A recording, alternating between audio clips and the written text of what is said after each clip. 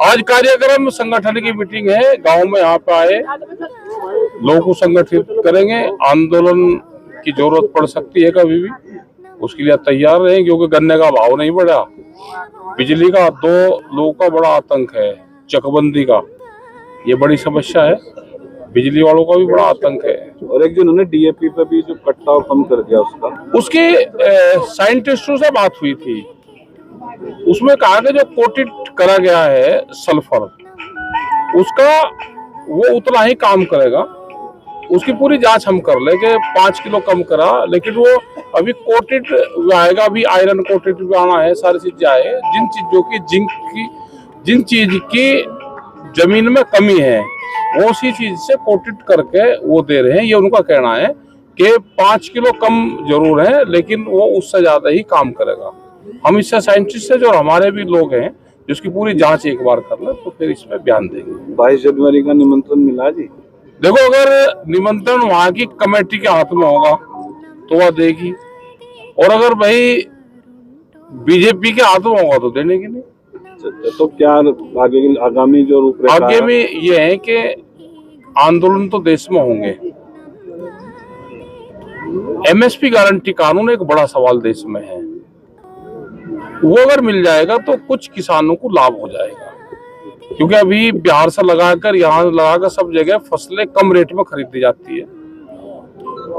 वो बड़ा सवाल है, बेरोजगारी का बड़ा इश्यू देश में रहेगा, क्योंकि अलग अलग क्षेत्रों में अलग अलग समस्या है, स्टेट वाइज समस्या है।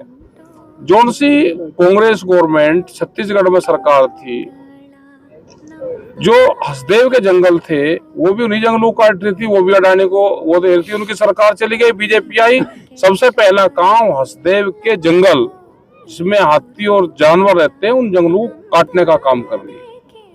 आदिवासी मुख्यमंत्री बना के आदिवासियों को उजाड़ने का काम कर रही।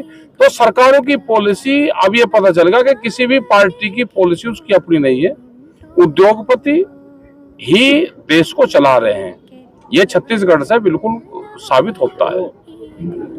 बयान आया है, उन्होंने कहा है, मुस्लिमों से अपील की है कि 20 जनवरी से लेकर 26 जनवरी तक यात्रा ना करें। इसको आप क्या मानते हैं, उनका बयान कहाँ तक सही है?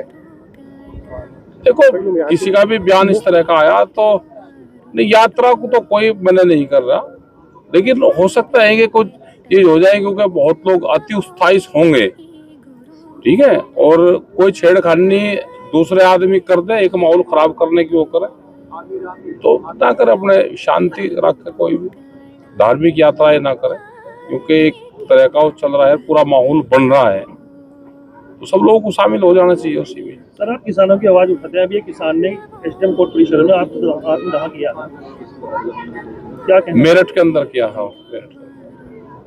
ये जब लोग तंग हो जाते हैं बहुत, तो इस तरह का कदम जब उठाते हैं,